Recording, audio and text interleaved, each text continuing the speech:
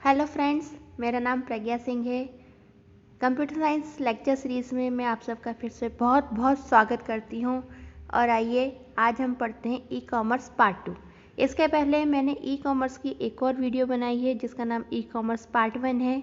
आप पहले उसको देखिएगा, उसके आगे कंटिन्यू कीजिएगा ई कॉमर्स पार्ट 2 से। चलिए आइए शुरू करते हैं e commerce part 2।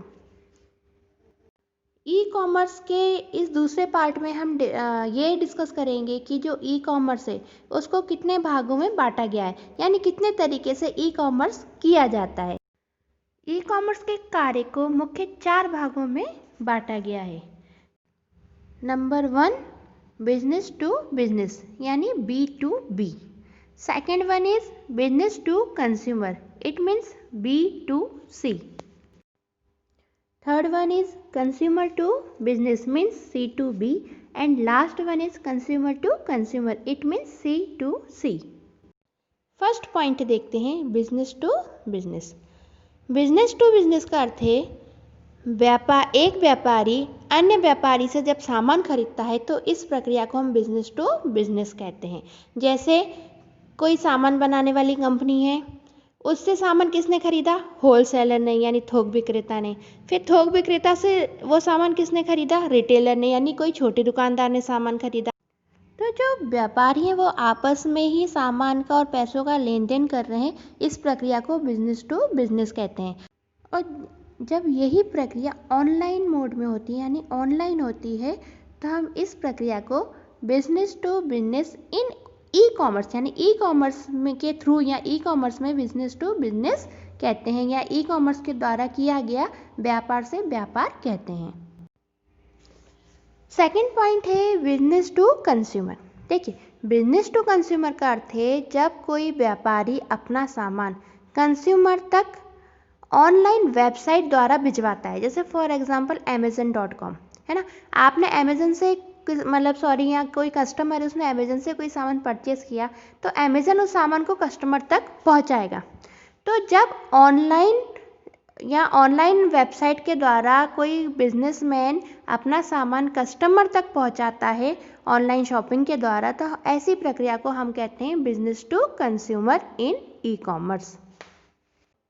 Third one होता है कंज्यूमर टू बिजनेस, यानी जब कोई कंज्यूमर अपना सामान बिजनेस पार्टीज को देता है। जैसे कि कई बार आप देखते होंगे कुछ एक्सचेंज ऑफर्स चलते हैं अमेजन पे या फ्लिपकार्ट पे, त्योहारों के टाइम पे अधिकतर चलते हैं। तो आप अपना कोई पुराना सामान उनको बेच देते हो या एक्सचेंज कर देते हो, है ना। तो या कोई भी कंज्यूमर अपना कोई भी सामान बिजनेस पार्टीज को देता है, तो इस तरीके की प्रोसेस को हम बोलते हैं कंज्यूमर टू बिजनेस।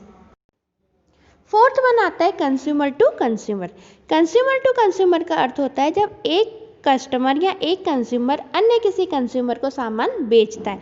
जैसे फॉर एग्जांपल OLX हो गया। OLX पे आप क्या करते हो? आपका कोई पुराना सामान है या जो काम में नहीं आ रहा, उसको आप क्या करते हो? अन्य किसी कंज्यूमर को बेच देते हो, है ना। तो आप दोनों को फायदा हो जाता है। तो इस प्रोसेस को हम क्या बोलते हैं? Consumer to consumer. और ये प्रोसेस आपकी क्या OLX वगैरह इनके द्वारा ऑनलाइन चलती है। तो ये जो कंज्यूमर टू कंज्यूमर प्रोसेस है, ये किसकी प्रोसेस है? ई कॉमर्स की। आइए अब ई कॉमर्स के कुछ एग्जाम्पल देखते हैं, कहाँ का ई कॉमर्स किस प्रकार से यूज़ होता है। पहला उदाहरण है इसका रिटेल। रिटेल यानी जब कोई दुकानदार अपना प्रोडक्ट ऑनलाइन लेवल द्वारा सीधे कस्टमर तक सामान पहुंचा देता है, तो ये ई कॉमर्स का एक बहुत अच्छा एग्जाम्पल है जिसको हम रिटेल बोलते हैं। सेकेंड एग्जाम्पल आता है सब्सक्रिप्शंस। सब्सक्रिप्शन भी एक ई कॉमर्स का एक बहुत अच्छा एग्जाम्पल है। इसमें क्या होता है, ऐसे कई वेबसाइट्स ऐसी होती हैं जो कि आपके सामान को सब्सक्राइब कर लेती हैं। जैसे कि मान लीजिए आपको एक ही सामान हर महीने हर बार आप मंगाते हो, तो वो क्या कर देती हैं, आपको एक सब्सक्रिप्शन दे देती हैं कि भाई आपका सेम सामान हर महीने वो खुद ही आपको ऑटोमेटिकली भेज देंगे। आपको बस इस सब्सक्रिप्शन को लेना होता है। जैसे मेडलाइफ एप्लीकेशन एक आती है, आप यदि उसका उदाहरण लेकर चलें तो जैसे आपने जो दवाइयाँ इस महीने मंगाई हैं और यदि वही दवाइयाँ आपको हर महीने लगती हों तो उनका एक सब्सक्रिप्शन का प्लान होता है। तो आप उस सब्सक्रिप्शन के प्लान को यदि आप ले लेते हैं तो आपके पैसे भी कम हो जाएंगे, यानी दवाइयों का चार्ज भी कम हो जाएगा, और हर महीने बिना ऑर्डर करे ऑटोमेटिक आपको वो सही समय पर दवाइयाँ प्रोवाइड करवा देंगे उतनी के उतनी। तो ऐसी प्रोसेस को हम बोलते हैं सब्सक्रिप्शन, जो कि हमें ऑनलाइन द्वारा या ऑनलाइन शॉपिंग द्वारा मिलती है। थर्ड एग्जाम्पल हो सकता है एक्सचेंज सर्विस। जैसे कई सारी वेबसाइट्स हैं, जैसे अमेज़न है, फ्लिपकार्ट है, ये आपको समय समय पर, जैसे कि मान लो कोई त्यौहार आ गया, उस समय एक्सचेंज ऑफर देती है कि आप पुराना सामान भिजवा दीजिए और उसके बदले नया सामान ले लीजिए। और ये चीज़ें भी कैसे हो जाती है, ऑनलाइन हो जाती है, यानी आपको कहीं नहीं जाना पड़ता, उन्हीं बिजनेस पार्टी का मेंबर आके आपसे सामान कलेक्ट करके ले जाता है और आपको नया सामान दे जाता है। तो इस तरीके की सर्विस को हम बोलते हैं एक्सचेंज सर्विस।